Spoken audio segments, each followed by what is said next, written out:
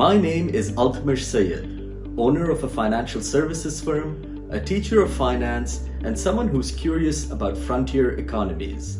Join me in my journey as I deep dive into Pakistan's financial markets. Together, we will learn how to capitalize on the opportunities and navigate the risks that are present. We will hear commentary, opinions, and analysis from the leading voices and experts in this domain. Our end goal? To become knowledgeable and confident investors. So let's go. Today on our show, we are excited to host Badr Al Hussain. Badr is an independent financial analyst who uses machine learning algorithms to construct investment portfolios. He has held equity research roles in the past with a focus on Pakistani equities. As well, Badr manages private client portfolios primarily invested in the Pakistan Stock Exchange. Together, we will learn about the MSCI Pakistan ETF, ticker symbol PAK, that trades on the New York Stock Exchange, a comparison between this ETF and the broad KSE 100 index, as well major factors that will have a significant impact on the performance of this ETF moving forward. So without further ado, let's get started. Badr, welcome to the show. It's a pleasure to have you join us today. How about we kick off today's episode with an introduction about yourself, your experience in Pakistan's financial markets, and your areas of focus. Okay, I am a graduate of NUST Business School, specialized in finance and investment, and then I have pursued CFA and FRM certifications. Presently, I'm working on the concept whereby machine learning algorithms can assist in increasing the Sharpe ratios of the portfolio that can heavily invested in frontier markets such as Pakistan. Because these markets have higher variance in their stock markets together with lower liquidity, therefore these algorithms that have earlier been developed in the developed markets have to gauge with these nuances of the frontier markets.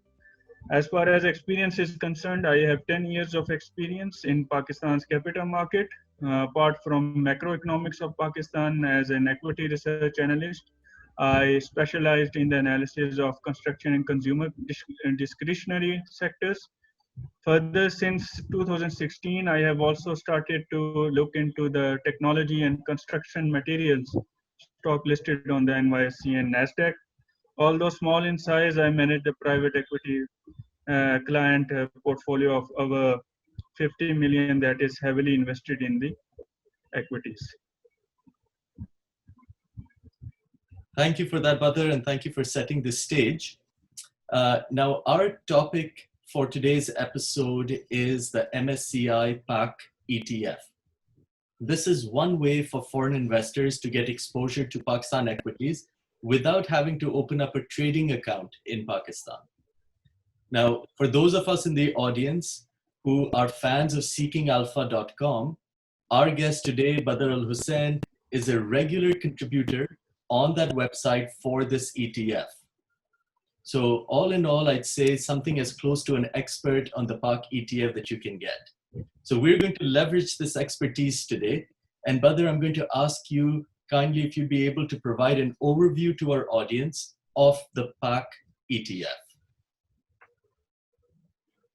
Okay. So if we look at the slides, the main ETF was started in 2015, and it has a net asset value of 38 million and NAV of $26.71 per share. The reverse, recently the ETF has reverse. It has a reverse share split, and that is due because its NAV value, you can say, fall below $6 per share. So in order to increase the NAV value, so they have reverse split this ETF. And if we go to the other slide, next slide, so it shows that the sector breakdown of this ETF And if we look at this ETF, it is heavily invested in the financials, energy, and materials sector. And we within this interview, we'll go forward and uh, go into detail of this sector breakdown so that we can know what will be the future we have for this, how this sectors will perform in the future market.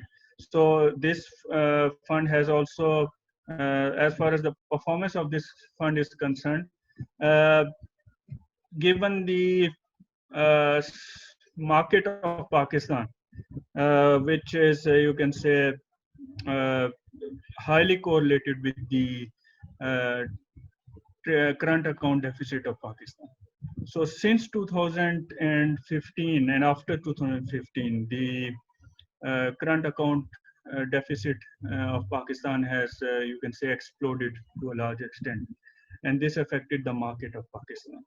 And this was largely due to the depreciation of Pakistani currency. As the inputs of most of the companies that are listed on Pakistan Stock Exchange is imported, so therefore it badly hit the profitability of those companies and resultantly their valuations. For example, in materials, if we go to the cement stocks, coal is the major ingredient of these companies. The imported coal uh, has increased their cost of production. And if we go to the energy sector, utility sector, uh, industries such as consumer discretionary, such as automobile manufacturers, their uh, the cost of input due to the currency depreciation has increased remarkably. So if we go to the next slide, uh, the composition in terms of the value traded on the Karachi Stock Exchange and the composition of the sector of this ETF, these are two different. The reason is that the market is very much interested in the uh, event-based trading. For example, due to the policy which we'll discuss later of the government, the construction sector, the commercial banks, and engineering sector has received overwhelming interest from the investors. So therefore, the trading of this the stock market in Pakistan is mostly in the sector that are likely to benefit from from the policy of this government. So if we go to the next slide, as far as the correlation of the KSC and the PK of this is concerned, it is highly correlated. And if you look at the price to earning ratio of this ETF and the Pakistani stock market, it is lowest in the region. And as far as price to book value is concerned, it is also lowest in the region. If you look at the companies that are having the average return on equity, it is 11.90%. I would say that it is higher than the treasuries of, you can say, most of the companies that are listed on NYSE, apart from the technology companies. If you look at the material sector of the material construction sector of the developed world, they won't give you this much return on equity. However, this ETF is giving you more return on equity than the stocks in the developed world, even if you incorporate the risk premium within the return on equity. So as far as fund risk stats are concerned, uh, as when compared to MSCI emerging markets, you can see its beta is almost equal, only 13% more, almost equal to the emerging market fund, although this is a frontier market ETF.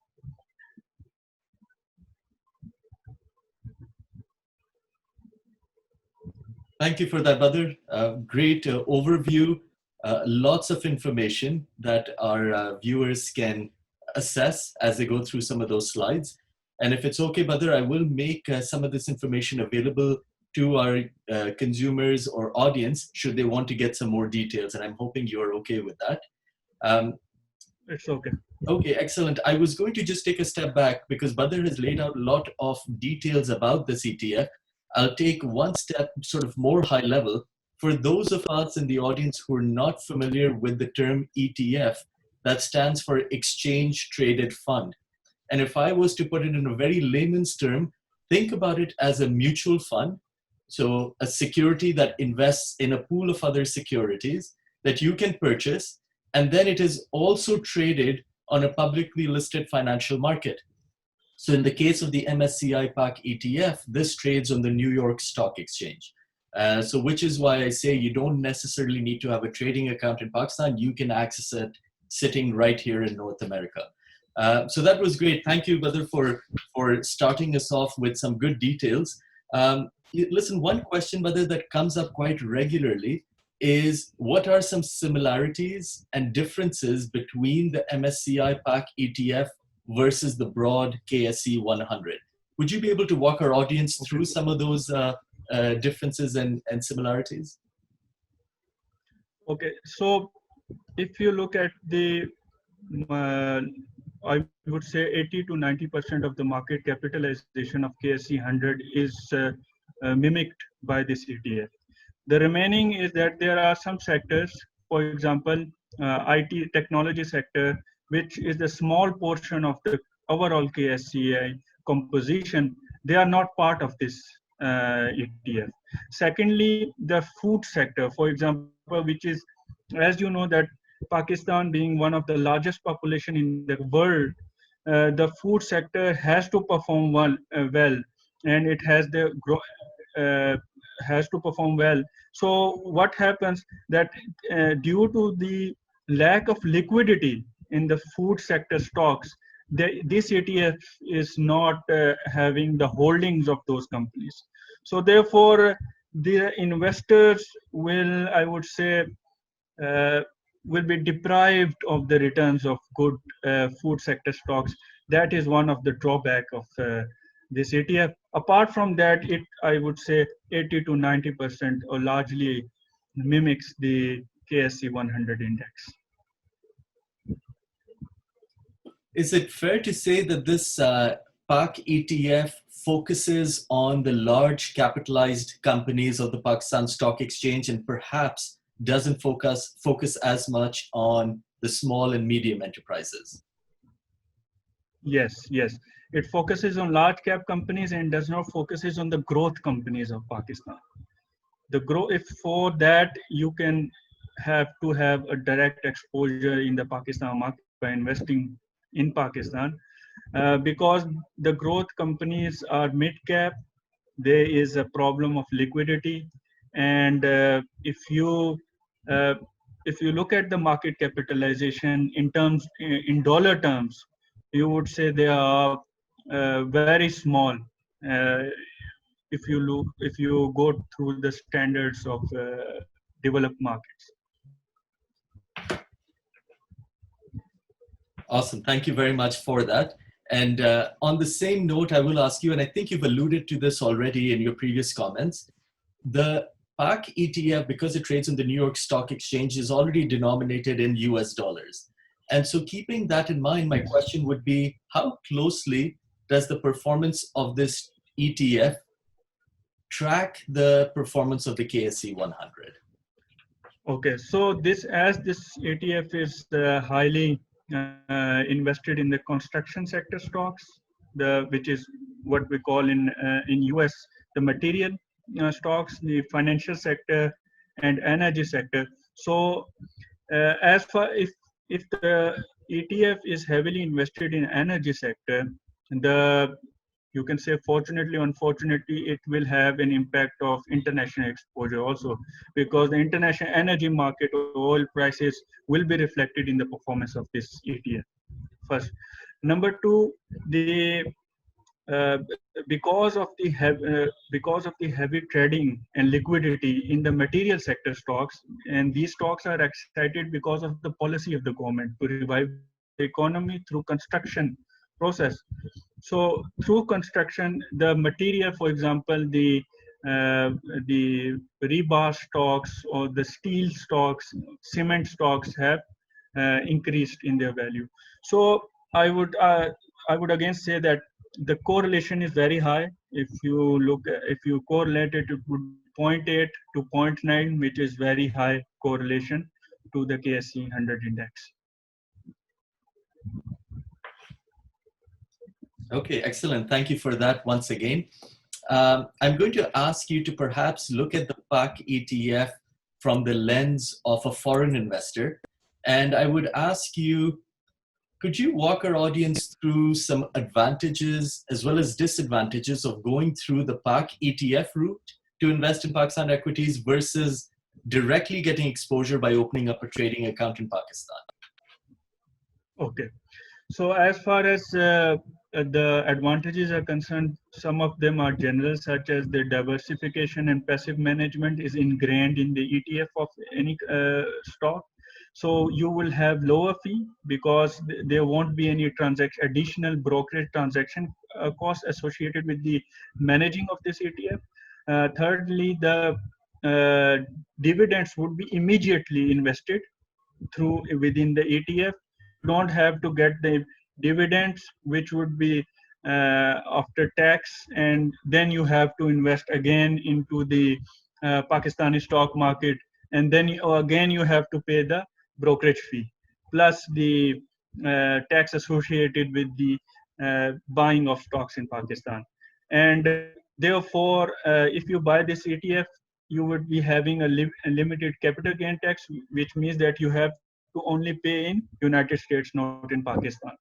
And thirdly, there is a lower discount and premium in price of this ETF, which means the liquidity is there of this ETF, and the inefficiencies within the trading of this ETF is much lower. So therefore, the immediately whatever happens in Pakistan, all their time zones are different. It is immediately reflected in the performance of the ETF. As far as disadvantages are concerned, there is no exposure in the food and IT sector, as I have alluded earlier. Secondly, you cannot have exposure to the high growth mid cap companies. And as we have, I think, studied in CFA or other investment finance, that small caps companies have positive alpha, or their stocks tend to grow much higher than that of a large cap companies. So you cannot have exposure in those small cap or mid cap companies, and therefore you won't be having no positive alpha return when compared to the index, which is KSE 100. So therefore, these are the advantages and disadvantages, apart from the tax benefit that you would be having. The disadvantage is that you might be in Pakistan and in United States, but if you are investing in ETF, you won't be taxed in Pakistan. I'll summarize and perhaps hone in on one major point you made, Badr, which was the small, medium enterprises which have the high growth aspect to them. Now, if you look back at the KSE 100 over the past year, we've had two instances when that index touched a 5-year low. It happened in August of 2019, and it happened March of this year. And in both cases, when that index hit a low, the hardest hit companies were the small, medium businesses. At the same time, when you see the recovery happen, those were the companies that were outperforming the larger capitalized firms. So to Badr's point, the PAK ETF, unfortunately, will not give you exposure to that risk return equation that you may get from the small, medium businesses. So that it won't give you the exposure to the high risk companies. That's correct. And so thank you for mentioning that and stressing that point. I am going to mention a second piece, and this is essentially for our North American viewers. One thing to keep in mind is that we mentioned the PAK ETF trades on the New York Stock Exchange. Now, the New York Stock Exchange is considered a designated stock exchange when it comes from a tax standpoint in US and Canada. So if I'm an investor who's making investments in the PAK ETF that trades on the New York Stock Exchange, that's a qualified investment for investment vehicles that provide favorable tax treatments to investors. So in Canada, that would be your RRSP and TFSA plans. In the US, it would be your 401k and your IRA plans. This is important because you're essentially getting access to Pakistani equities within this tax-favored environment. The Pakistan Stock Exchange, on the other hand, is not a designated stock exchange, which means if you were to perform trades in that market directly, then unfortunately you use the favorable tax treatment.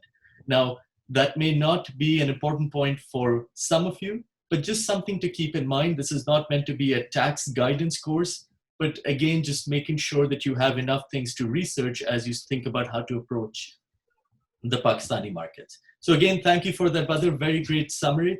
And as we sort of end our discussion today, I'm going to ask you, you've done a really good job walking us through the major sectors that are built into this PAK ETF.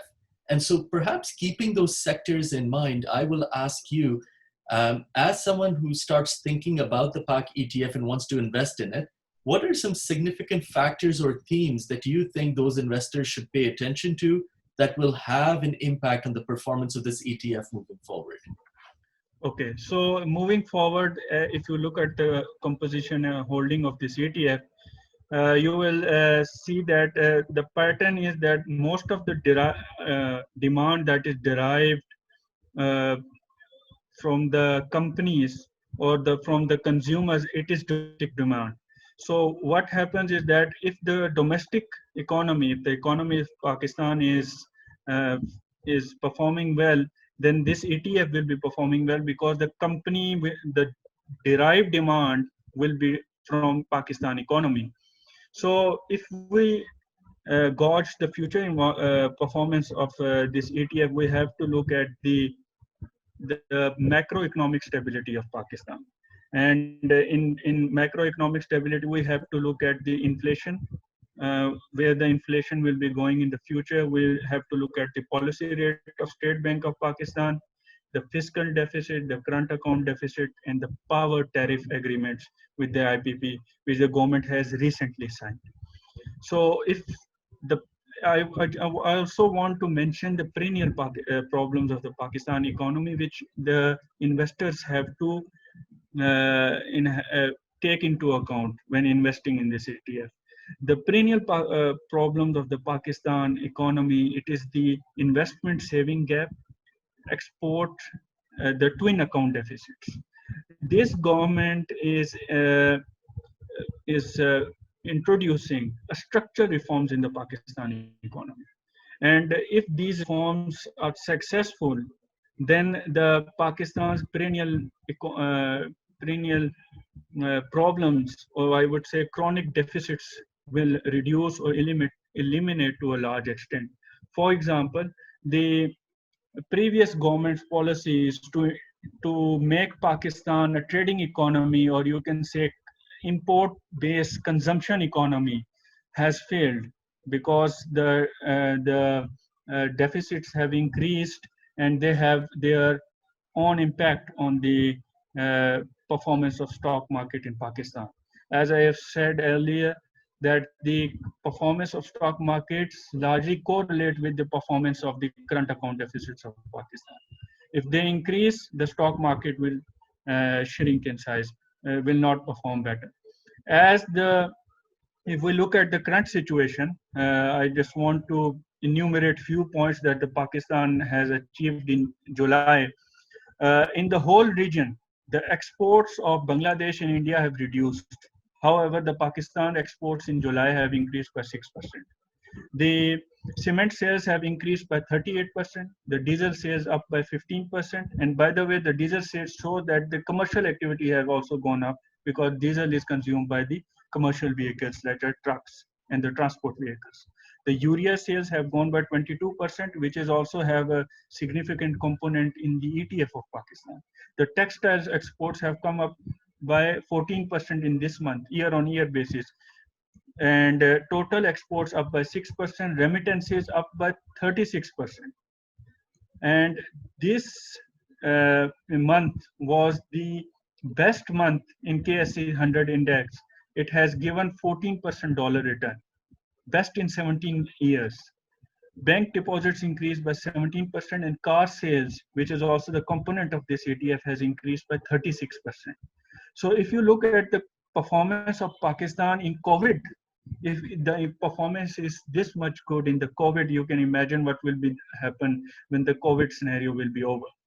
And I just want to say one thing, that within within this scenario, the Pakistan government is introducing its ambitious construction policy, and it's inaugurating a new city, which is River Urban Front, which is north of Lahore. So with the construction work start at full swing in CPAC, and construction work on two mega dams, which is the Moment Dam and the Mir Basha Dam. You can say that this sale of cement sales will shoot up, and if they go by 36% or even by 10-20% on year basis, the cement sector capacity will be utilized at 90%, and their cement companies will go for expansion. And because the state bank policy rate has reduced, so the automobile financing will increase and automobile sales will go up, which we have seen in July. And the financials, which is the major component of this ETF, the bank will benefit more from giving consumer financing than from the PIBs, which they have been investing earlier. So this is the scenario that is building within Pakistan. However, I just want to caution the investors that the biggest threat that most of the investors or most of the analysts missing, it's the climate change. Today, the McKinsey have published a report in which they say the first heat wave that will be experienced any countries in the world, they will be the countries of the subcontinent. Pakistan is doing this, I think, job well by planting trees and introducing green policies. For example, the policy of electric vehicle. The climate change, I think it is the biggest factor going forward 12 to 15 years. Brother, you have shared fantastic insights with us. So much information in such a short period of time that I'm confident our viewers would appreciate very much. And you've done a phenomenal job in introducing this ETF to us, as well as breaking it down into its basic components. So I'm going to ask you, just as a final note, if we have audience members who'd like to follow your work, where can they find you? Well, they can find me on Seeking Alpha. And I also want to start my own blog. So for now, Seeking Alpha would be fine. Twitter would be the second platform where they can follow me. And there I regularly share my insights.